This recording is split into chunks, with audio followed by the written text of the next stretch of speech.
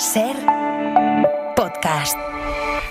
Hola, soy Bruno Alemán y esto es Play Fútbol, el podcast de fútbol internacional en el que te hablamos del juego. Si os pregunto quién es el mejor futbolista que no esté en ninguna de las 5 principales ligas europeas, ¿tenéis clara la respuesta?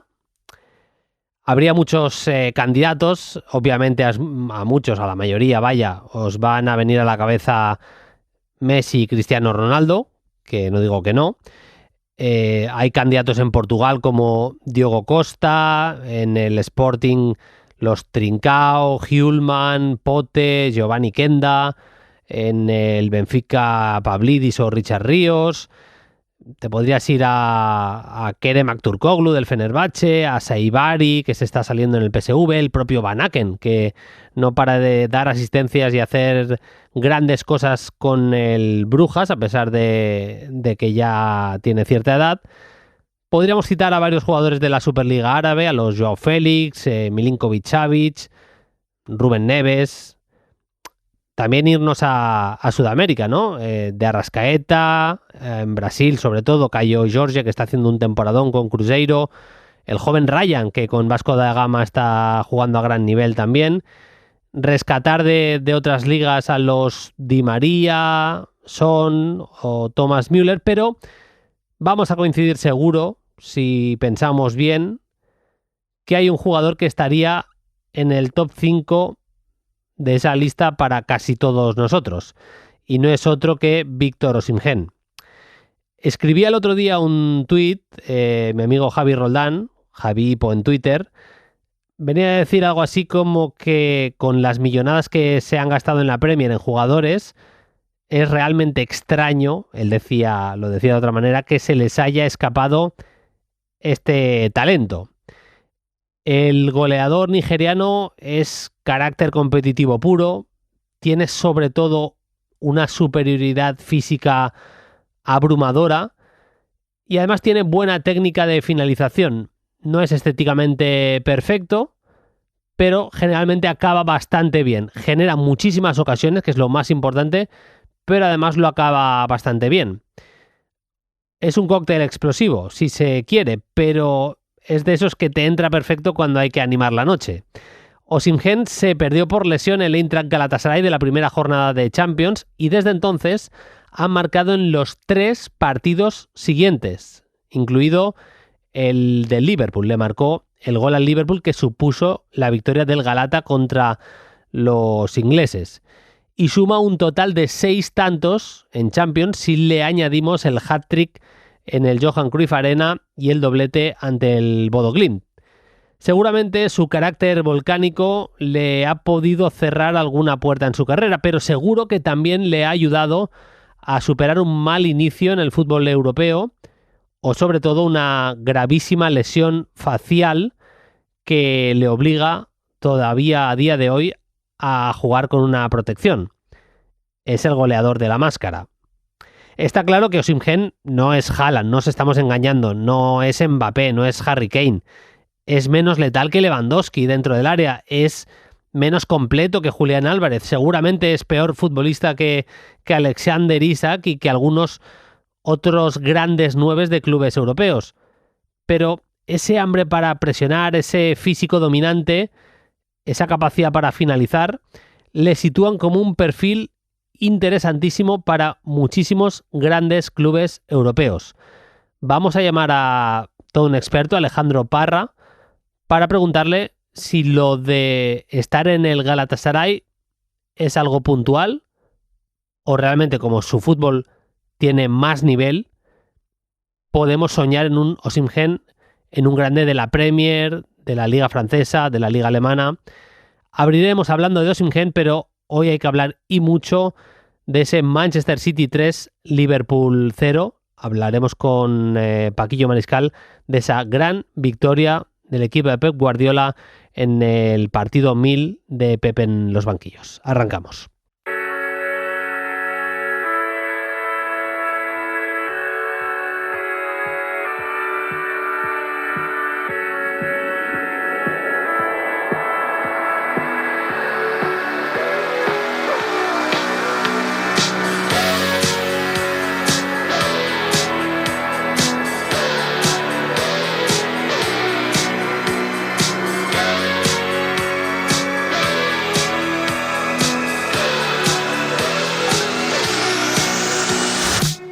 Vamos allá, nueva edición de Play Fútbol. Arrancaremos hablando de Víctor Osimhen, del máximo goleador de la Champions.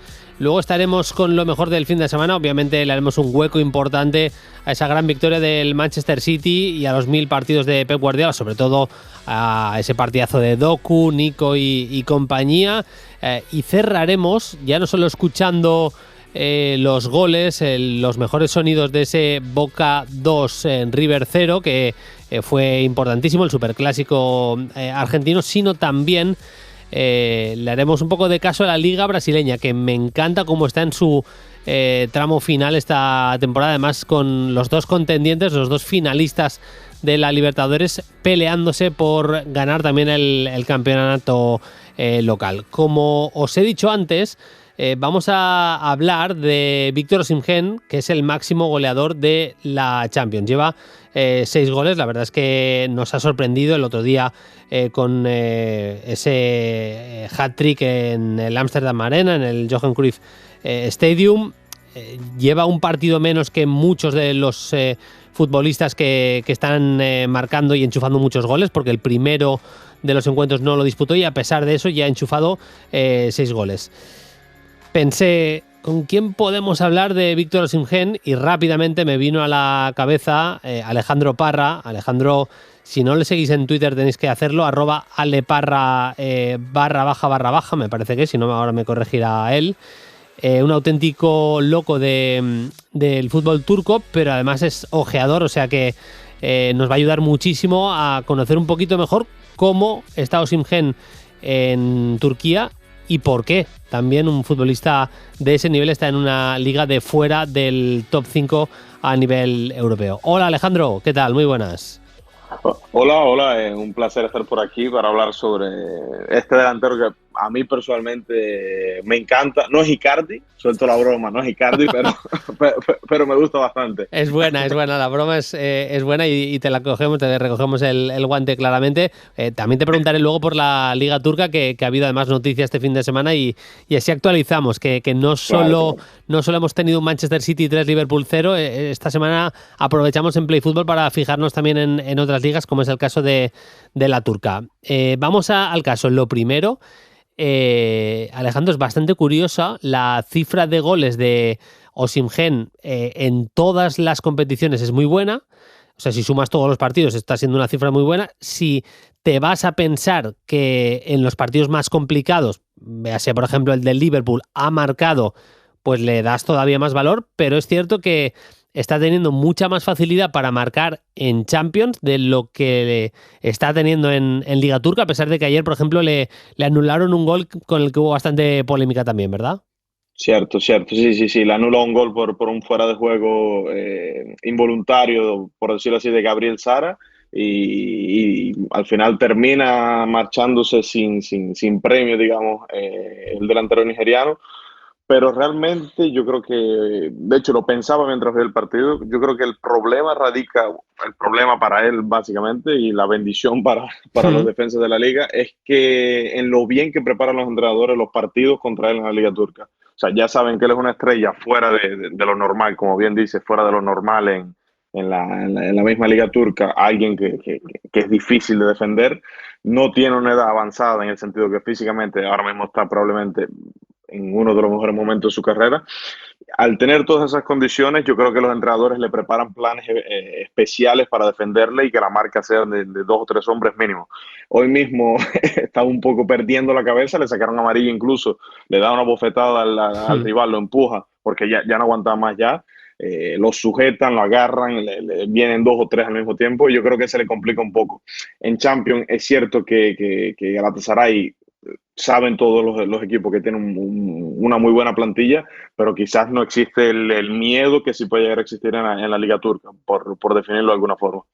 Él tiene una trayectoria, vamos a decir, peculiar. Sale, hace un Mundial Sub-17 tremendo, se fijan en él, el Mundial Sub-17 de 2015, se fijan en él en Alemania, lo firma siendo jugador de un equipo nigeriano, lo firma Wolfsburgo por 3,5 millones de euros, que un jugador de esa edad, de menor de edad, pagar esa pasta en aquel momento, en 2017, pues era un dinero.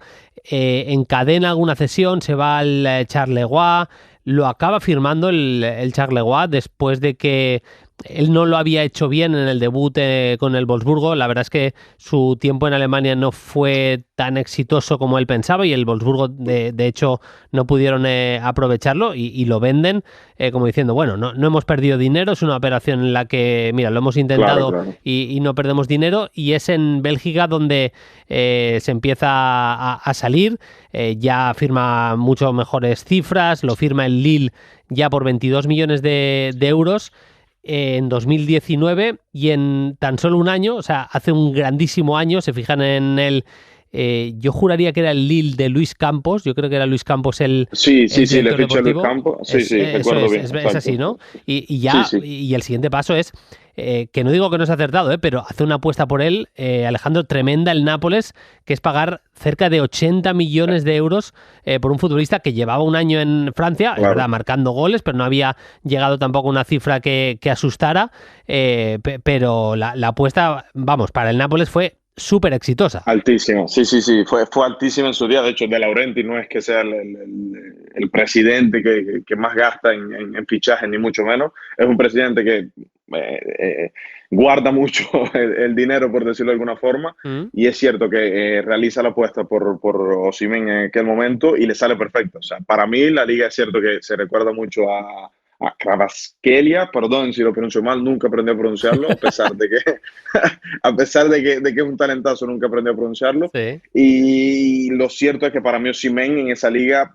tiene un grado de importancia a la par del georgiano. Estoy contigo. Un grado de importancia altísimo, altísimo, que creo que se valora cada vez menos por cómo se terminó yendo del Napoli, que no se fue para nada bien, al final se peleó con todo el mundo. Y yo creo que se valora menos por eso, pero es que Osimhen, donde quiera que ha estado, ha sido importante de una forma u otra. Incluso en aquel mundial con Nigeria sub-17, es el futbolista imagen en aquel momento. Es difícil recordar un momento en el cual Osimhen no haya sido importante en algún contexto. Ahora mismo con Nigeria, por ejemplo, si nos vamos a la selección nacional, sí. Necesitaban ganar por un cierto número de goles para clasificar, y va y hace un hat-trick. O sea, es un futbolista que le gusta en esos momentos, le gusta ser importante, le gusta ser decisivo, y para mí los 75 millones de euros que pagó ahora, en este caso Galatasaray, son muy, muy, muy justificados, la verdad. A ver, ¿cómo lo explico? Kvaratskhelia es el más genial, tú le ves conducir un balón, le ves tirar una bicicleta, le ves regatear y era absolutamente increíble. Pero en el mismo nivel de importancia, yo estoy con Alejandro, está esa capacidad de presionar, la cantidad de goles, la cantidad de veces que abrió el marcador Víctor Osimhen esa temporada. Me parece que tuvo una importancia tremenda en esa consecución del título. Luego, igual le ha quitado un poco de mérito a aquella generación de futbolistas que el Nápoles lo haya repetido, pero yo creo que en este nuevo contexto con Conte ha sido distinto. Era un equipo, yo creo que tácticamente más rocoso, más hecho, más preparado. Aquel era un equipo que para mí tenía 4 grandes pilares. Uno fue Kim, que en la defensa fue un bastión aquel año, el coreano. Lobotka, que fue el motor del centro del campo, una auténtica bestia. Metería un poquillo incluso ahí a Zambo Anguissa, que me parece un infravalorado, me parece un grandísimo jugador.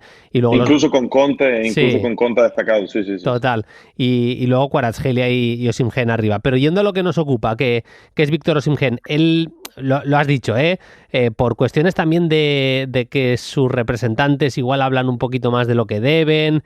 Él mismo tiene un carácter volcánico.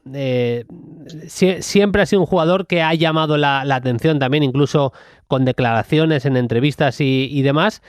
Y eso provoca que un Nápoles que no tenía la necesidad de vender por problemas de vestuario, por problemas que se estaban generando en torno a Víctor Osimhen, lo tiene que vender a Galatasaray, Alejandro.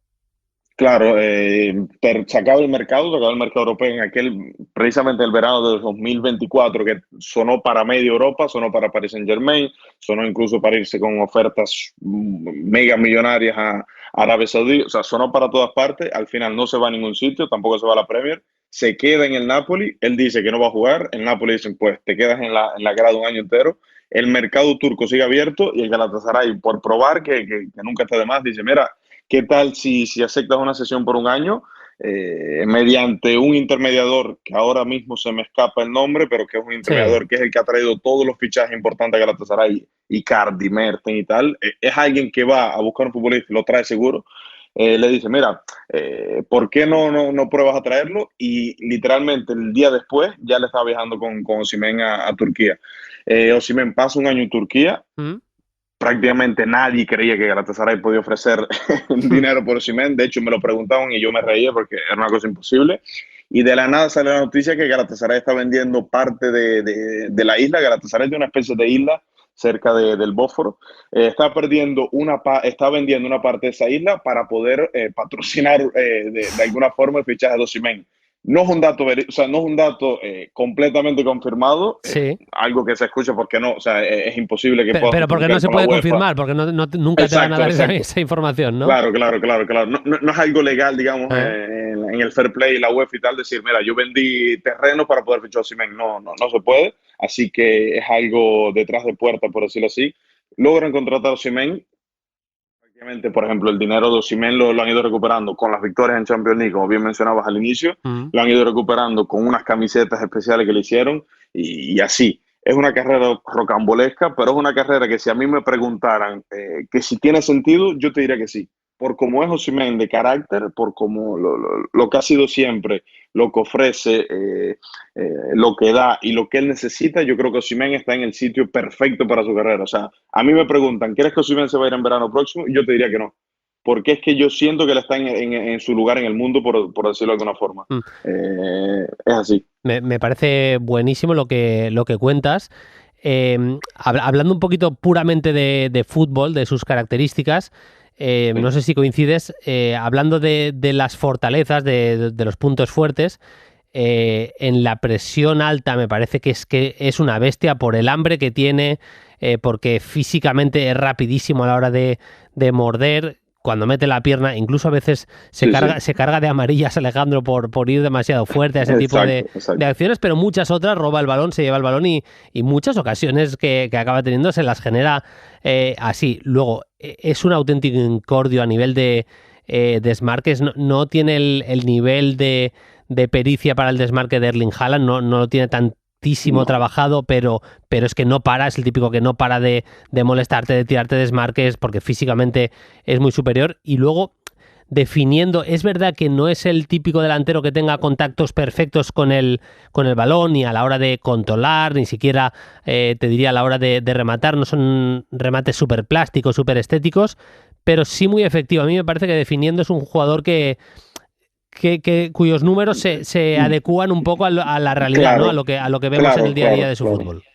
Yo creo que acabas de hacer una descripción perfecta, la cual no, no agregaría mucho, pero sí te diría que en lo último que mencionas, digamos, del golpeo, Mm. para mí es importantísimo. ¿Por qué lo digo? Porque hace unos meses yo comentaba que cuando Icardi, por ejemplo, necesita 3 ocasiones de gol para anotar 3 goles, quizás Osimhen necesite 9 para poder anotar 3 goles. O sea, es cierto que él se crea las mismas oportunidades, por ejemplo, en el área es un huracán completamente. Él coge el balón, estira la pierna 2 metros, baja el balón, dispara a portería. Lo hizo contra el Ajax ahora hace unos días. Se mueve por aquí, se mueve por allá, vuelve bastante loca la defensa.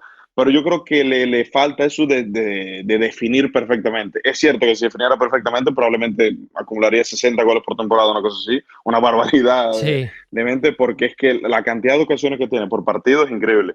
Pero yo creo que la descripción que hace es perfecta. O sea, realmente es un delantero que presiona constantemente, le encanta presionar, le encanta buscar el error del rival. De hecho, de los 6 goles que lleva en la Champions, probablemente 4, si no me equivoco, Mm. 4, te diría ahora mismo, son por errores que él le provoca al rival. Contra el Bodo Glimt fue una sangría ver la defensa del Bodo Glimt, que no lograba salir jugando, intentaban continuamente salir jugando y no podían. Y Osimhen, gracias a eso, logró anotar 2 goles ese día. Contra el Ajax anota un gol, el primer gol que anota lo anota como un delantero de área que encontró un hueco y se metió por ahí y gracias a un pase del Leroy Sané anota el 1-0 y es así, o sea, es un delantero, por decirlo en modo un poco coloquial, es un delantero loco, o sea, la definición perfectamente es loco, Mm.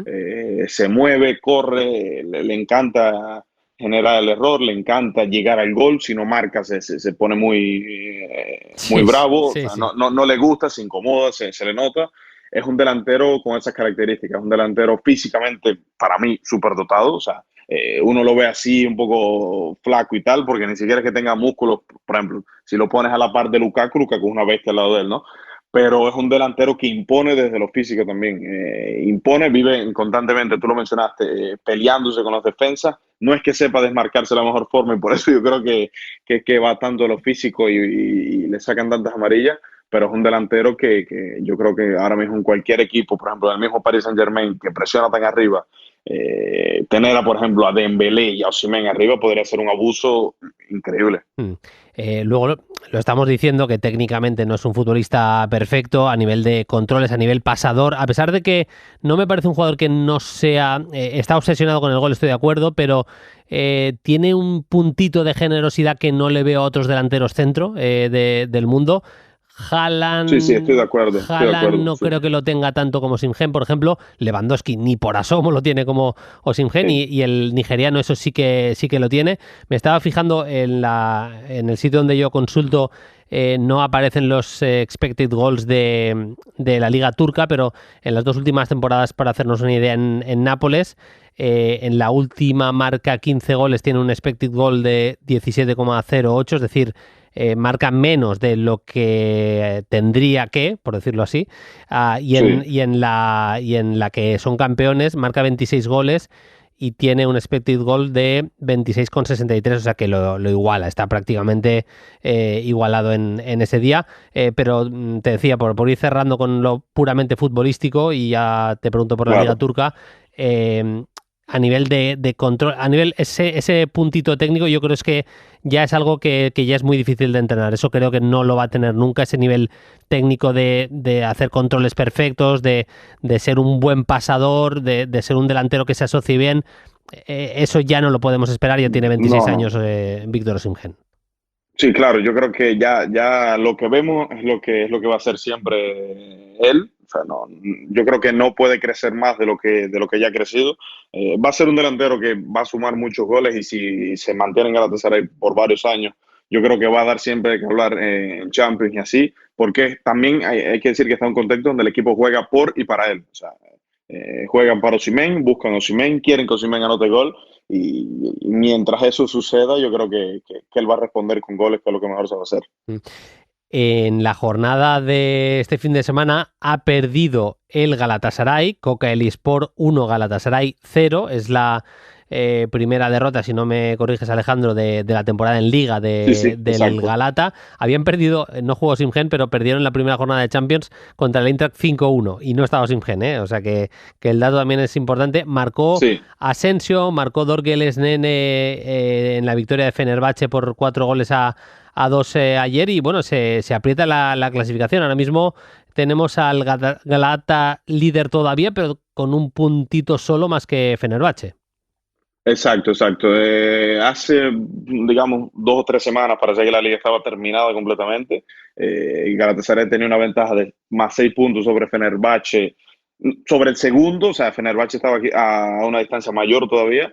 Y lo cierto es que Domenico Tedesco, poco a poco, sin hacer mucho ruido, porque la verdad que yo era un poco escéptico, digamos, con la llegada del técnico italiano, porque me parece un técnico que en un contexto como el turco, donde se comen a cualquiera, lo vimos con Mourinho, por ejemplo, es complicado crecer, ¿no? Y Mm. sin embargo, sin hacer mucho ruido, Domenico Tedesco ha ido consolidando sus bases, con un 4-3-3 clásico de la escuela alemana, donde presiona con dos interiores constantemente, que son en este caso Asensio y Fred, los utilizó en el partido de ayer y Asensio, por ejemplo, Marco Asensio está dejando un grandísimo rendimiento, está dejando un rendimiento bastante alto, y yo creo que sí, se aprieta la liga, tenemos liga de nuevo. De hecho, del primer lugar al cuarto lugar hay una diferencia de de 6 puntos, que es una diferencia bastante asequible, sobre todo viendo quién está en el cuarto lugar, que es un equipo de Sansuspor, un equipo también al alza, con un técnico alemán también, Tomás Reis, y yo creo que si cae liga, y creo que hasta el final, como las últimas temporadas, van a competir, eso sí, solamente Galatasaray y Fenerbahce.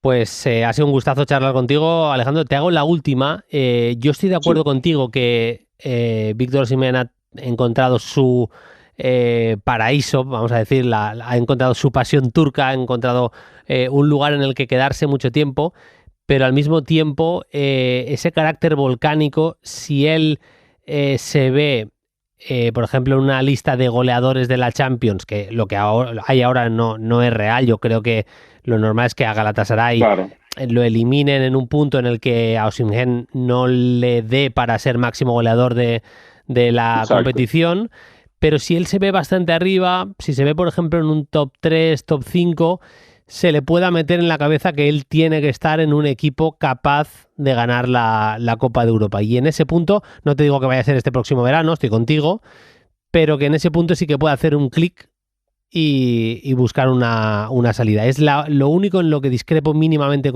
contigo, y no sé si esta última me la compras. Sí.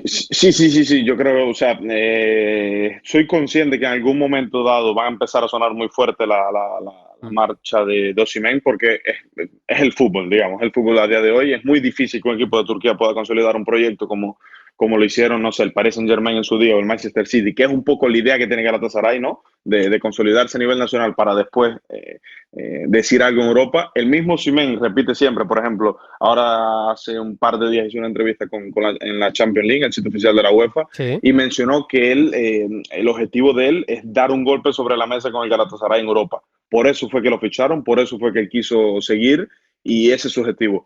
No sé si es un objetivo, porque se podría tomar de dos formas. Una, como un objetivo a corto plazo, o sea, este año, y luego marcharse del club, o un objetivo ya a largo plazo, que eso sería caer 10 veces en octavos de final de la Champions para luego tener un año en el que realmente den un golpe sobre la mesa.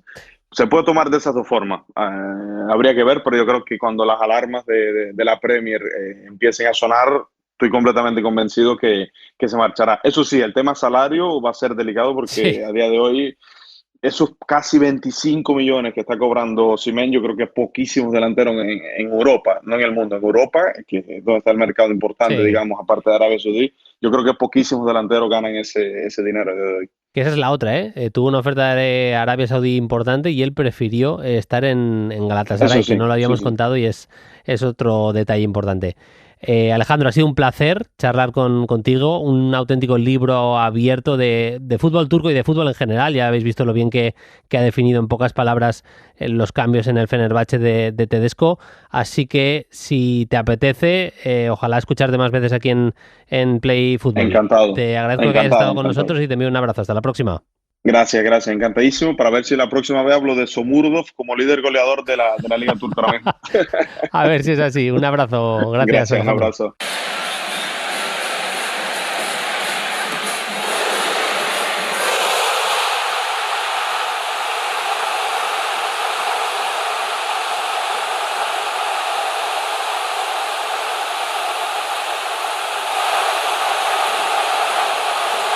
Así vibraba, así celebraba la Bombonera el gol de Ceballos, el Chango Ceballos, el changuito que fue claramente el MVP del partido de Boca Juniors, partido superclásico en el que Boca le gana por 2-0 a River, se pone líder en su grupo. Es un poco de jaleo, lo de clausura, pero bueno, que el caso, que había superclásico, que lo ganó Boca Juniors por 2-0 y que le sitúa líder en su grupo, le asegura además plaza para la Libertadores del año que viene, y además deja al River de Gallardo en una situación un pelín complicada.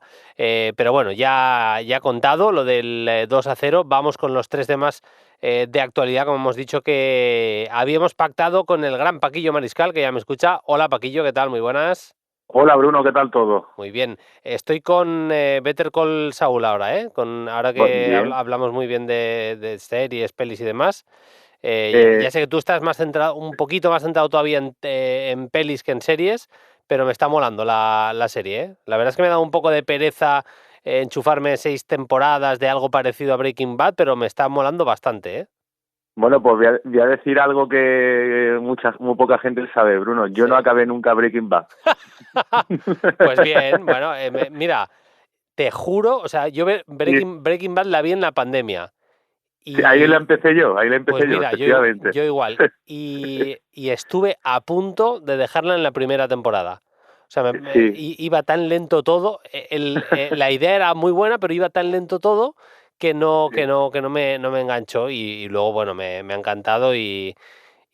Bueno, me recomendó mi padre Better Call Saul y la sí. verdad es que me está encantando. Me está gustando Yo la todavía tengo más. pendiente, la acabaré. Algún día la acabaré, te lo diría Bueno, aquí contigo algún día, seguro. lo comentaremos por aquí. Como vamos a comentar de serie o mejor de película fue el partido 1000 en los banquillos de Pep Guardiola porque jugaba contra el Liverpool, porque fue capaz de ganar por 3 goles a 0 y porque vimos una actuación brillante de varios de sus jugadores. Yo primero quiero decir que en lo colectivo, ahora iremos con Paquillo a temas individuales que me parecen muy interesantes, pero en lo colectivo creo que es mejor el City, que la presión, cómo orienta la presión el City es lo que marca el inicio de partido y lo que pone por delante al equipo de Guardiola. Hizo una cosa muy interesante porque ponía a Erling Haaland presionando, intentando que no le pasaran la pelota a Van Dijk y si Van Dijk tenía la pelota orientando la presión para que Van Dijk se la diera a Konaté. Ya sabemos que Konaté tiene un pie bastante menos delicado del que tiene Virgil van Dijk y provocó muchas pérdidas del Liverpool y a partir de ahí podía robar el Manchester City. A partir de ahí no se puede explicar el partido sin citar a varios nombres propios, te diría que bastantes del Manchester City, empezando creo que de manera obvia, Paquillo, por Jeremy Doku, que marca un golazo, que provoca un penalti, que genera 3 ocasiones y sobre todo que recibe la pelota y sabes que se va a ir en el 1 contra 1. Es que tiene un nivel ahora mismo de acierto en el regate espectacular. Sí, y casi siempre ha tenido. Yo creo que de Doku tenemos que hablar, bueno, MVP sin lugar a duda del partido, aunque fíjate que bien jugó el City colectivamente, que hablaremos de otros nombres, y aún así él yo creo que sacó un poquito la cabeza por encima del resto de sus compañeros. Pero creo que tenemos que hablar de la evolución de Doku, porque yo era el primero que era un poco escéptico, Bruno, porque en las últimas temporadas pues estaba funcionando más como revulsivo, como agitador en segundas partes, porque tiene pues es muy potente, muy técnico a la hora del regate, pero siempre con esa cabeza agachada, siempre un poco trastabillado, siempre sin elegir bien. Y yo, desde el desconocimiento, desde fuera, pues yo estoy segurísimo que Guardiola ha hecho un trabajo didáctico, psicológico y mental, aparte del puramente táctico y técnico con él, para que vaya evolucionando hacia un jugador mucho más funcional, mucho más práctico. Antes era el típico jugador muy individualista que pecaba de eso, pero ahora está siendo mucho más protagonista en cuanto al juego de su equipo, a pesar de que lo buscan en ese 1 contra 1 que es imparable, pero creo que el crecimiento en este curso está siendo absolutamente clave. Fíjate que se medía con Bradley, que es un lateral que no voy a decir que secó a Vinicius, pero que le hizo un marcaje el otro día en Champions que le puso muchos problemas al futbolista brasileño. Y en cambio, 7 regates de los 8 que intentó los completó con éxito. Es verdad, Paquillo, que tiene, ahora mismo está, lo que dices tú, en un punto de confianza y en un punto físico también, porque es que une la explosividad y tiene un reprise, esa chispa, esa potencia justo al empezar. Los primeros 2 metros de Doku son impresionantes. El cambio de ritmo que tiene Doku, es que te diría que hay que buscar a la mejor versión física de Vinicius para encontrar algo similar, igual Dembélé como mucho, pero si hablamos puramente de cambio de ritmo, de explosividad, ahí me parece número uno, y ya está en un punto de la temporada, no sé si coincides, Paquillo, pero que incluso el regate que le sale mal se la acaba llevando. El típico regate así que sale medio trastabillado, ahí hay un rebote, como la acción del penalti sin ir más lejos, se la acaba llevando y generando casi siempre ocasión de peligro. Sí, estoy contigo en rastreando un poco el panorama. Pocos jugadores me salen, quizás Kvaratskhelia también tiene un cambio de ritmo un poco porque tiene un tren inferior potente, pero no al nivel de Doku. Ahora mismo pocos jugadores en esos primeros metros que sí que verá que te dejan atrás. También el tema de tanto con balón al pie como de espacio, porque también sabe correr muy bien, o sea, muy completo en ese sentido. Y claro, lo del tema de los rebotes o los rechaces, o eso que te decía antes de quizás poco estético, un poco trastabillado a veces, es porque el estado de confianza. Esa jugada acaban en nada o recuperándola el rival del curso pasado, el anterior y demás. Ahora mismo es que yo creo que el equipo está... Es verdad que el City en general está evolucionando hacia otra cosa. Yo creo que es un equipo menos asociativo que otros años, también después de toda la reestructuración y todo, bueno, vamos a decirlo claramente, la hostia del año pasado, porque sí. La temporada fue francamente mala. Quizá un equipo que a veces es más vertical a partir de Haaland y a partir de la figura del belga. Sí. El City jugó con un 4-3-3, lo que dice Paquillo es totalmente cierto. Es un City que, como había hecho en alguna temporada, si puede correr no le hace ascos a correr, ni mucho menos. Lo vimos mucho en el partido contra el Borussia Dortmund, y creo que ahí está siendo muy importante Erling Haaland. Estamos viendo un Haaland más allá de sus números, más allá de sus goles, mucho más fino en los desmarques de apoyo, encontrando siempre al tercer hombre, como él jugando de espaldas a portería encuentra al hombre libre del City que juega de cara, y ahí también me parece muy importante la figura de Nico González. Ya hablaremos de Nico también aquí en el programa en las próximas semanas, pero no viendo a un Nico que es la mejor versión de Rodri, ni mucho menos. Como mediocentro me parece que ha hecho un paso al frente increíble, y te diría, se lo leía ayer al compañero Albert Blaya en Twitter y estoy de acuerdo. Me parece que el de ayer es seguramente el mejor partido de Nico González con la camiseta del Manchester City. La claridad que tuvo en el pase, lo rápido que encontraba al compañero más liberado, incluso a nivel defensivo, las ayudas, como hace esa falta táctica, creo que es a Florian Wirtz, se carga con amarilla, pero lo sabe gestionar muy bien durante el partido. Estamos viendo la mejor versión, vaya, de Nico González. Sí, a ver, yo pienso que es un jugador que evidentemente no es Rodri, pero sí que es cierto que tampoco era lo que fue el curso pasado, que llegó con esa etiqueta de sustituto de tener que sostener a todo un Manchester City con la vicisitud y las características que tienen los mediocentros de Guardiola, que no es fácil, pues así sea, mira el propio Rodri, hay que hacer retrospectiva siempre. El propio Rodri le costó un mundo adaptarse a la Premier, muchísimo, hasta que se convirtió, bueno, pues en Balón de Oro, como todos sabemos. Yo creo que Nico está con un estado de confianza también, como hablábamos de Doku, que se encuentra mucho más cómodo, más fluido. Creo que hay un ajuste que se ha comentado poco, que creo que es clave para esto, y es la inclusión de Bernardo Silva al lado suya. Antes tenía Reinders a principio de temporada, un jugador mucho más de despegarse, un jugador muchísimo menos técnico, evidentemente, que Bernardo Silva, y un jugador que pasaba menos tiempo en la base. Tenía Bernardo Silva quizás más enfocado en la distribución pura, en filtrar pases, y Nico en sostener y en jugar fácil, aunque fácil no quiere decir sencillo. Le está permitiendo estar mucho más liberado para hacer un fútbol práctico a la par de totalmente imprescindible. Yo creo que se siente cómodo, y creo que es una de las claves de que el City esté creciendo, la figura de un mediocentro, aunque no sea Rodri, el propio Nico, que esté ahí, bueno, pues creciendo a la par que el equipo.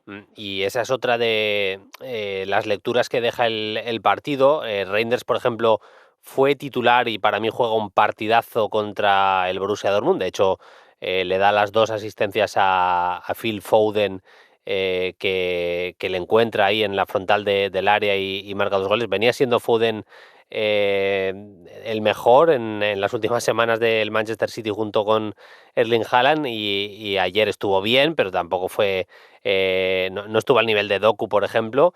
Y ya no sabemos un poco ese 4-3-3 prácticamente siempre de Guardiola. En el día de ayer tiró de Donnarumma en la portería, Mateus Nunes cada vez más afianzado en el lateral derecho, y O'Reilly también afianzado en el lateral zurdo, pareja de centrales en el día de ayer para Rúben Díaz y Guardiol, con Nico, con Bernardo en el centro del campo y Foden más en esa posición de entre líneas, casi en la media punta, pero siendo muy inteligente también cuando bajar a apoyar al centro del campo, cuando ser uno más para ayudar en la base para que el Manchester City pudiera salir de la presión del Liverpool. Haaland en punta, y en las bandas estaban Cherki en la derecha y en la izquierda Jeremy Doku. Cherki no tuvo el partido más brillante en el último tercio, pero creo que en cuanto a la posesión de la pelota fue un poco ese Bernardo Silva de la banda, que muchas veces permitía alargar posesiones, y de hecho cuando sale del partido yo creo que el City pierde un pelín de control.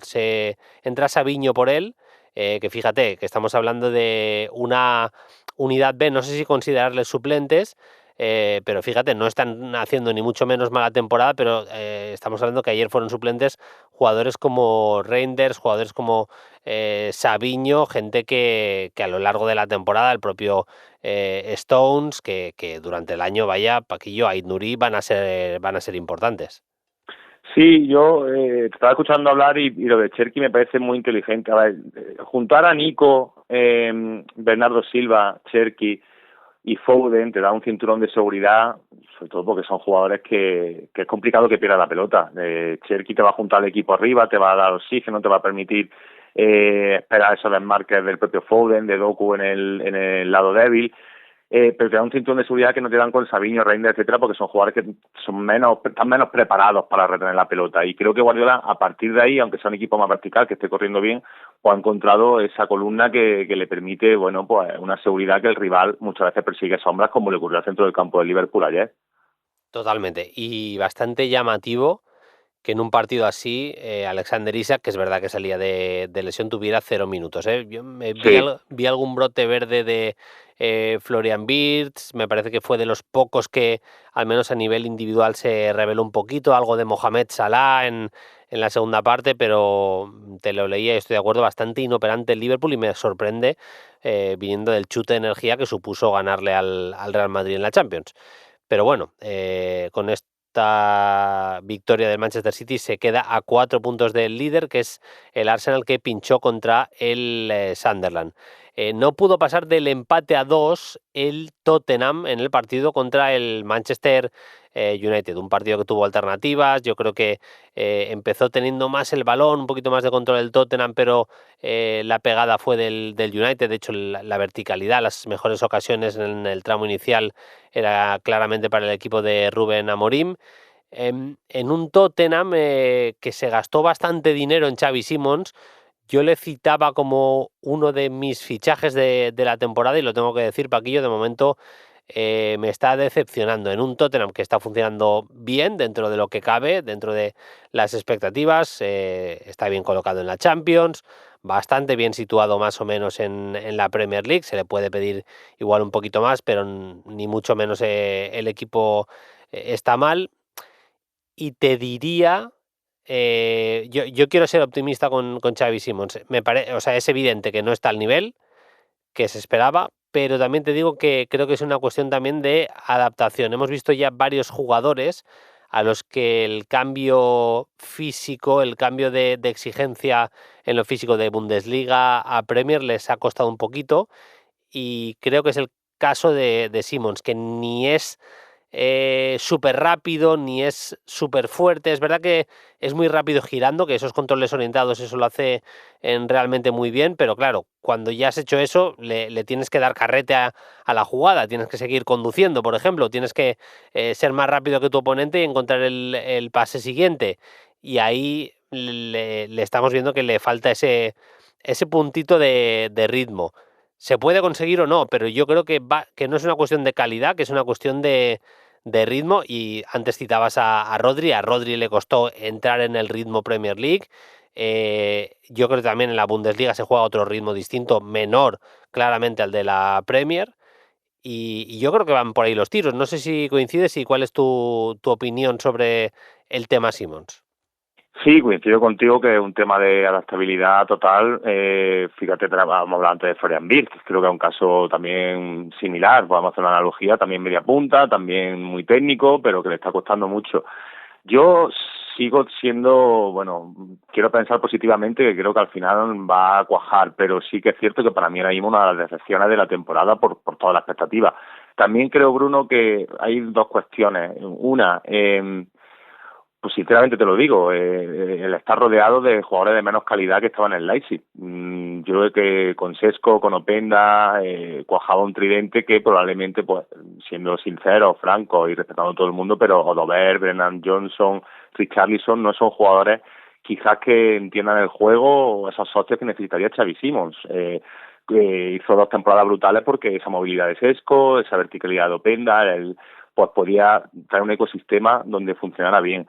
Y luego también creo que Xavi Simons, quizás, probablemente por esto, no sea el típico jugador que te vaya a destacar su talento por encima de un equipo que esté por debajo de su nivel. Quiero decir, necesita quizás estar en un equipo que cuente con 4 o 5 jugadores que hablen el mismo idioma que él, futbolísticamente hablando, y a él ya sacar la cabeza. Me parece, también aún es muy joven. Y también creo que el Tottenham, Bruno, ha bajado un poquito el plus de energía. Con Thomas Frank creo que fue una inyección total de cambiar de aire, nueva pizarra, esa presión alta, y poquito a poco hemos visto que eso ha ido bajando y por eso estamos viendo que sale la foto para bien todas las semanas Van de Ven, Romero o Paliña, o sea, los jugadores de implicación defensiva. Sí, es así. A mí me está gustando mucho Mohamed Kudus, pero también es ese futbolista que está tirando más de lo individual, de retar a su lateral y meter el centro, que en eso sabemos que es buenísimo.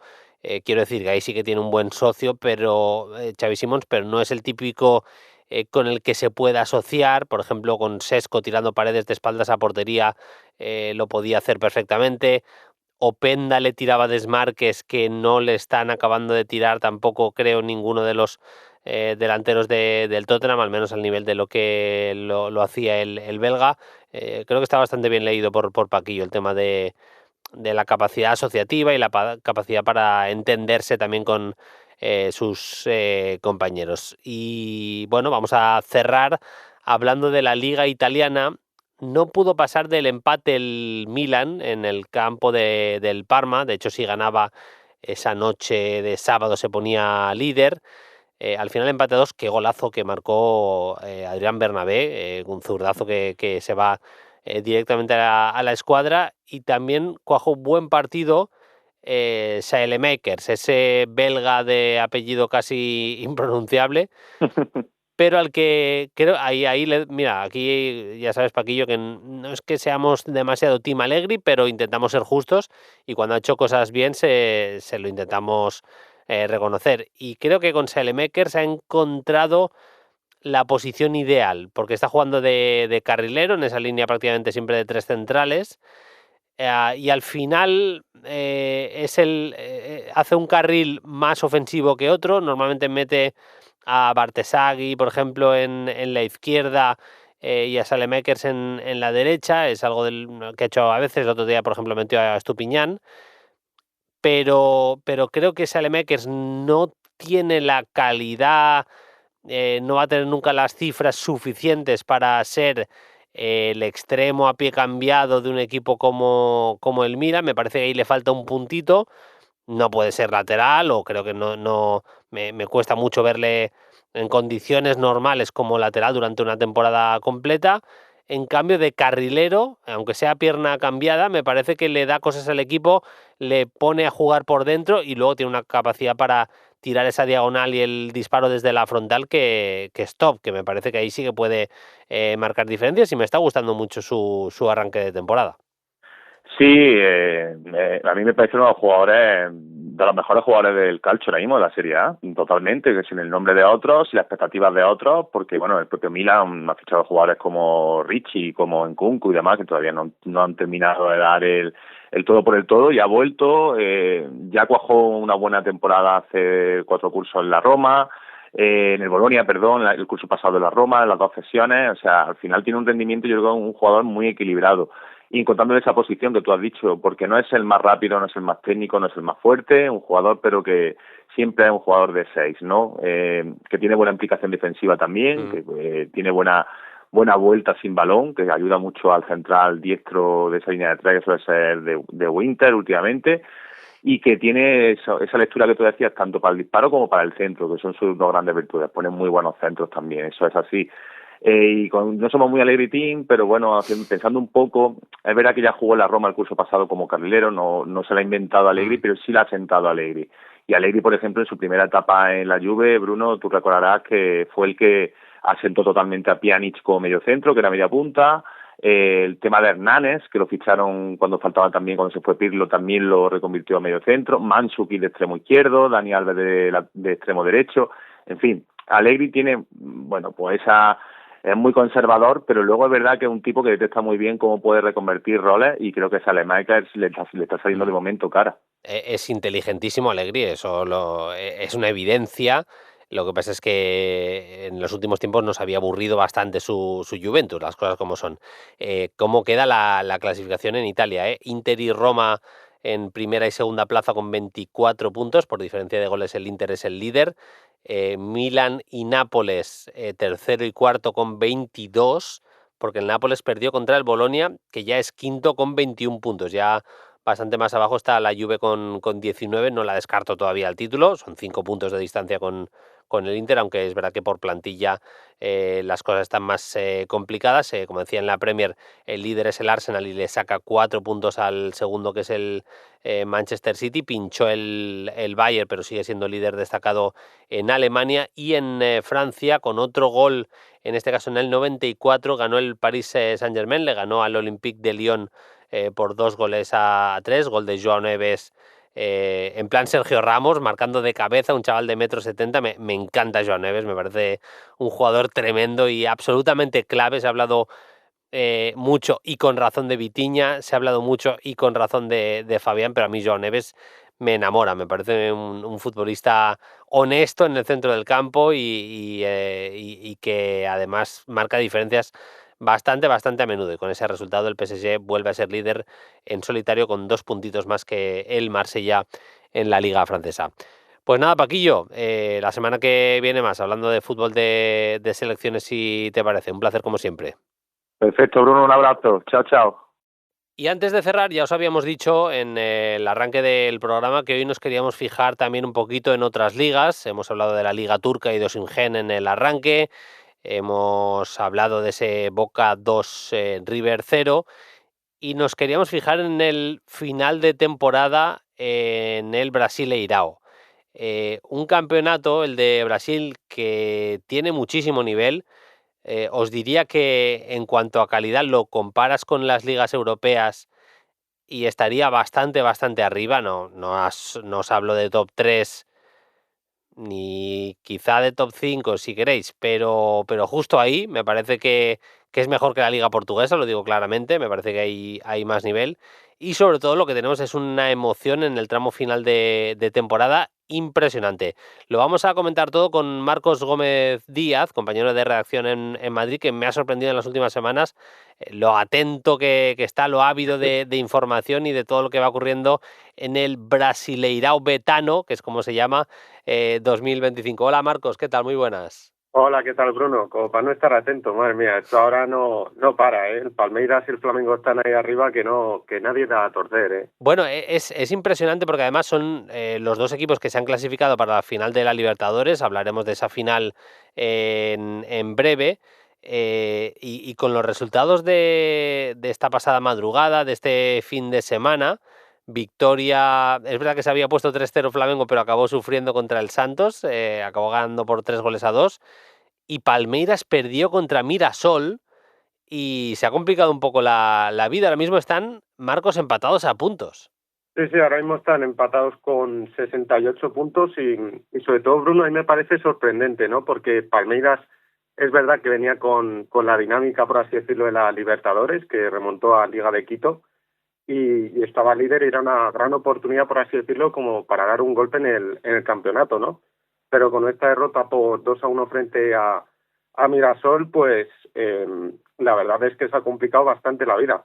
Es verdad que Víctor Roque, por ejemplo, que ahora está a un nivel inmenso, marcó un golazo de chilena, ¿no? Sí. Pero Mirasol aún así se impuso con los goles de Gabriel y Joao Víctor. Y de momento yo no veo al Palmeiras que termine de dar el golpe necesario como para ganar el Brasileirao. Yo creo que el Flamengo tiene todavía muchísimas oportunidades y más estando igualados en puntos. Además, un dato muy curioso, Bruno, es que Mirasol, en lo que llamamos de temporada, todavía no ha perdido ni un solo partido en Mallao, en casa. Es increíble ese dato, ¿eh? Se pone ganando en el marcador, lo empata Vitor Roque, como muy bien cuenta Marcos, con un golazo de chilena, porque además es el típico pase desde la frontal hacia el área en vertical, o sea que no es una chilena de esas medio de lado, que son un poquito más fáciles, es una chilena en la que Vitor Roque está totalmente de espaldas a portería. Y acaba marcando. Para que la gente me entienda, que Cristiano, la mítica de Cristiano contra la Juve, es un golazo impresionante, pero está un pelín ladeado. El de Vitor Roque no llega a ese nivel de golazo, pero es muy difícil la ejecución. Venía de marcar 2 goles en Liga en el anterior partido y lleva ya 16, está en un buen nivel y de hecho va a volver con la selección. En Flamengo seguramente, Marcos, hay que destacar a De Arrascaeta. Bueno, a mí me gusta mucho el equipo que tiene Flamengo. Tiene la baja ahora de Pedro porque tiene un problema en el brazo, tuvo una fractura, pero Flamengo el equipo de Filipe Luis en un buen nivel. Yo me mojo y creo que Flamengo tiene un poquito más que Palmeiras. Si hablamos de regularidad pura y dura, un partido en esa final de la Libertadores, tiempo por venir futuro, pero creo que a la regularidad. Estamos en la jornada 32 para todos ellos.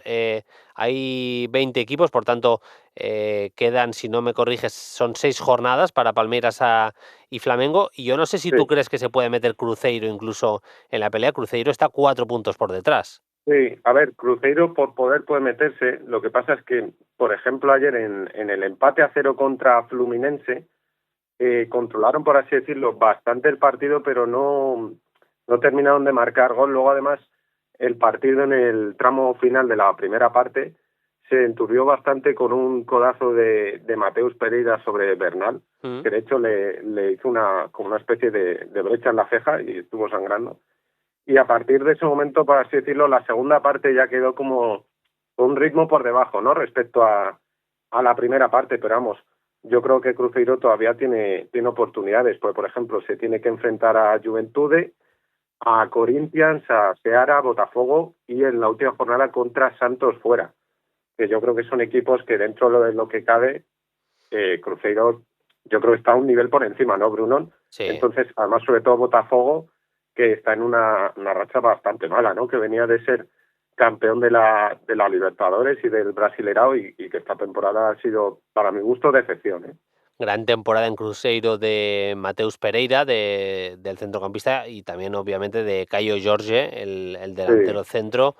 Son 17 goles, está siendo es verdad lo que decías, que este fin de semana no ha visto portería el Cruzeiro, pero está siendo el faro Caio Jorge seguramente del equipo que juega de azul, ¿eh?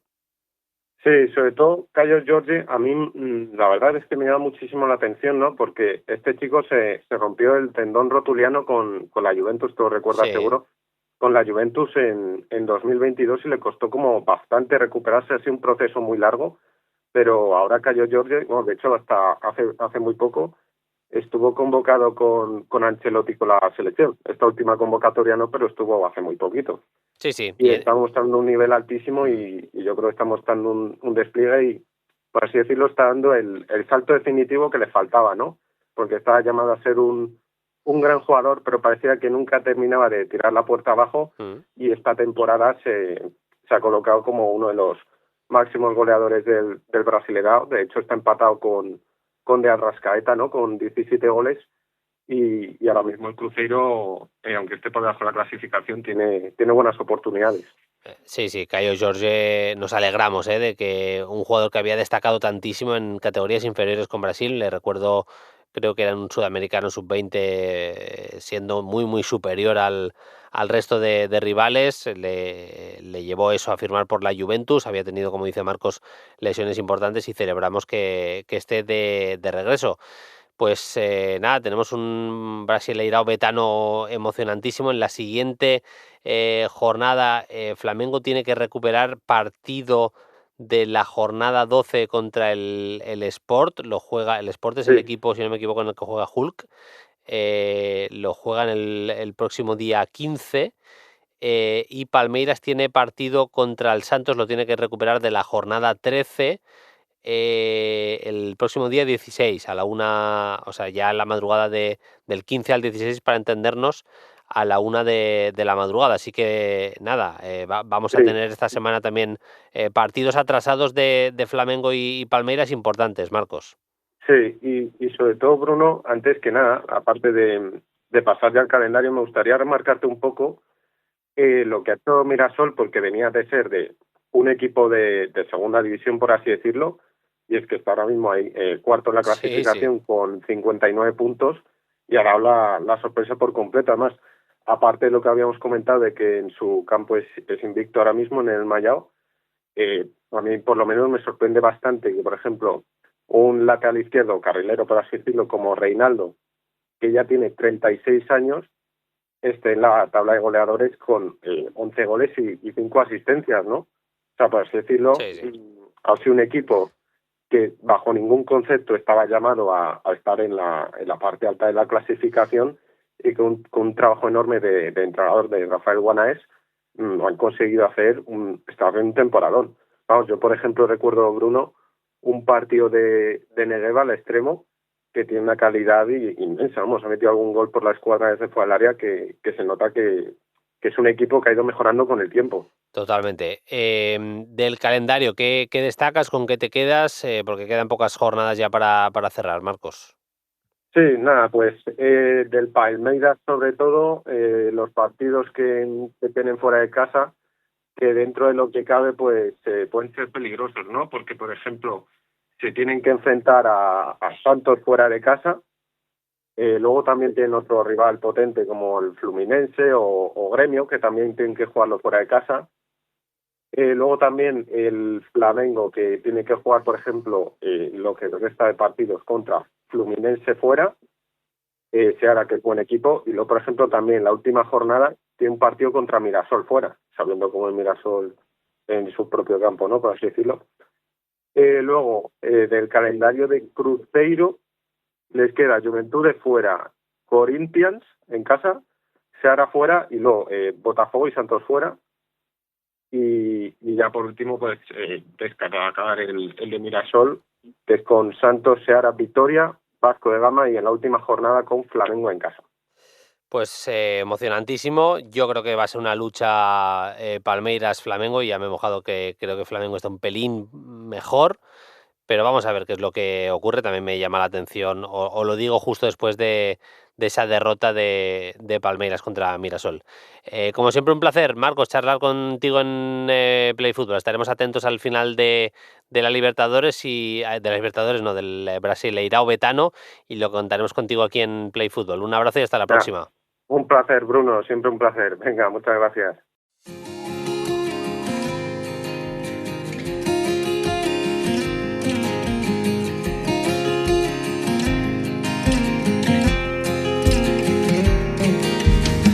Vamos cerrando ya el episodio de esta semana de Play Fútbol. Lo prometido es deuda. Ya os dijimos que la semana pasada teníamos el tiempo justito y por eso no pudimos contestar a vuestras preguntas, pero ya hemos ganado algo de margen esta semana y lo podemos hacer. Miquel, ya sabéis que las podéis dejar las preguntas en @playfutbol en Twitter o bien en los comentarios de iVoox. Miquel dice: buenas chavales, ¿es Gyökeres uno de los 3 peores delanteros de la Premier? Dice: no sabe controlar, no sabe combinar, no aguanta el balón, no se las lleva por arriba y falla como una escopeta de feria. Terrible estafa nos pegaron, dice Miquel.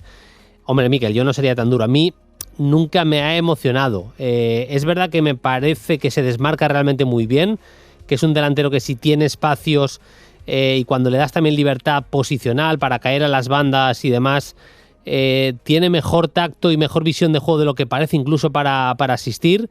A nivel físico yo creo que sí que es un delantero hecho para la Premier League, a diferencia de lo que hablábamos un poquito antes de Xavi Simons.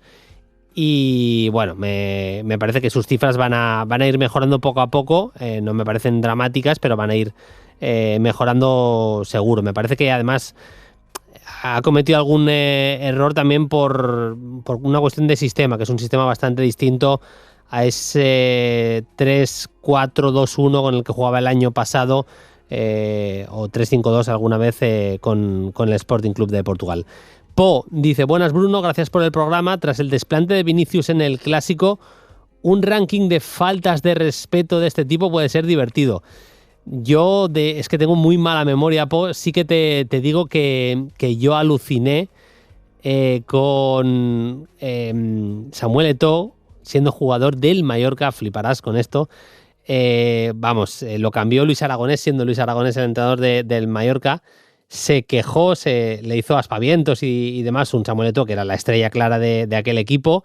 Si no recuerdo mal, era un equipo en el que estaban Tristán y Samuel Eto'o, eran la pareja de delanteros. Estaba Albert Riera en aquel equipo.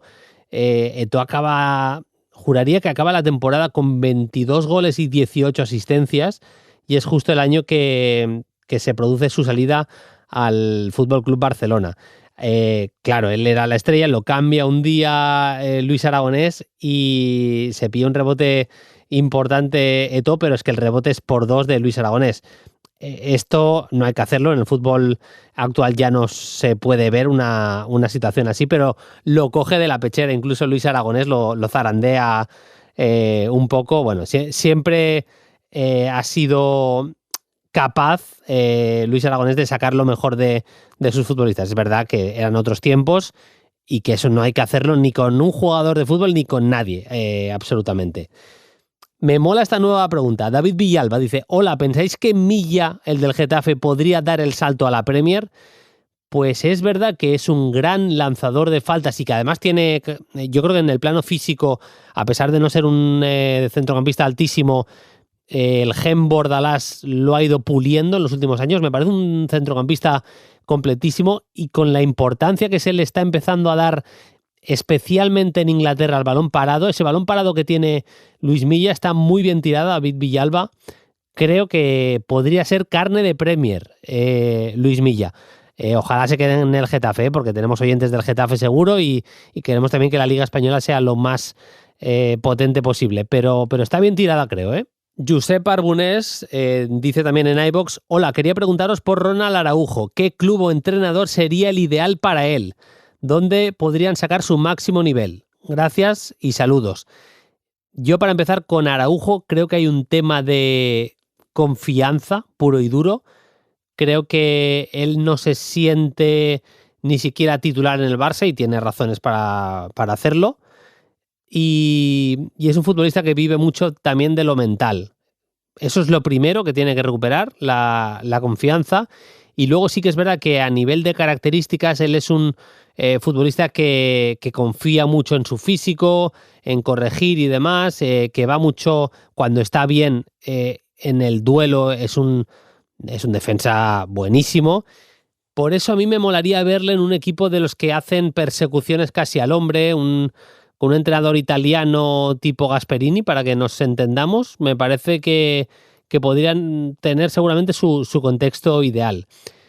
Otra pregunta. Antoine dice: buenas Bruno y Cía, viendo los salarios que están pagando en Brasil, el aumento en las cláusulas de jugadores, veas el ejemplo de River, la inversión privada, ¿creéis que el trasvase de jugadores jóvenes sudamericanos será menor en el futuro? Creo que a veces nuestra visión europeísta no nos deja ver la fortaleza de ligas de otros continentes y creemos que el verdadero fútbol está aquí y que aquí se gana el prestigio como jugador. ¿Cómo lo veis? Pues está bien tirada, Antoine. Yo lo comentábamos la semana pasada con el caso de Georgian de Arrascaeta. De Arrascaeta es un futbolista que, si hubiera nacido 10 años antes, es absolutamente imposible que no hubiera pisado Europa a nivel futbolístico. Solo ha jugado en Liga Argentina y luego en Brasil, en Cruzeiro y en Flamengo. Eso es absolutamente imposible que se hubiera dado en un contexto como el que teníamos hace 15 años, en los que no había tantísimo dinero en Brasil, no había una liga tan competitiva y sobre todo el jugador quería triunfar en Europa. Yo creo que ahora se empieza a ver de una manera un pelín distinta. Y nos da tiempo para una más. Dice, buenas Bruno, este año no veo ningún equipo totalmente redondo. Véase PSG, Liverpool o Barça del año pasado. Quizá Bayern y Arsenal destaquen más, pero el resto entre bajas y problemas no acaban de arrancar. ¿Creéis que estos son los dos equipos más en forma de Europa ahora mismo y quizá uno con la mejor delantera, BIN, y otro con la mejor defensa, ARS? O sea, Bayern mejor delantera con ese Olise, Kane, Luis Díaz, y la mejor defensa del Arsenal, el equipo capaz de defender mejor. Pues creo que está bastante bien descrito. El Arsenal es una auténtica roca. Fíjate, vienen los dos de pinchar, precisamente los dos líderes todavía, de la Bundesliga el Bayern, de la Premier el Arsenal. Los dos han empatado a 2 este fin de semana, como hemos contado antes, pero sí que es verdad que ahora mismo son los dos equipos más en forma. Esto es largo. Yo quiero ver cómo se recuperan jugadores del Paris Saint-Germain. Quiero ver si Barça y Madrid son capaces, y meto al Atlético también, de dar ese pasito adelante que creo que necesitan a nivel europeo. Yo creo que con lo visto hasta ahora ni al Madrid, ni al Barça, ni al Atlético les da para ser campeones de Europa. Si mejoran, creo que tienen plantillas preparadas para estar más o menos en ese nivel. Y hay algunos otros, especialmente señalo ahí al Manchester City, que creo que cada vez tiene mejor pinta el equipo de Pep Guardiola, con una plantilla además amplísima arriba esta temporada. Así que ojito con los Citizens otra vez. La semana que viene hemos quedado con el entrenador asistente de uno de los equipos de moda en Europa. Vamos a hablar, no os digo más, pero hemos programado la entrevista para esta semana. Y obviamente, semana de selecciones, hablaremos mucho de las selecciones clasificadas para el próximo Mundial, que nos encanta también la Copa del Mundo. Nosotros nos vamos. El lunes que viene más Play Fútbol. Hasta entonces, sed felices. Adiós. Para no perderte ningún episodio, síguenos en la aplicación o la web de la SER, Podium Podcast o tu plataforma de audio favorita.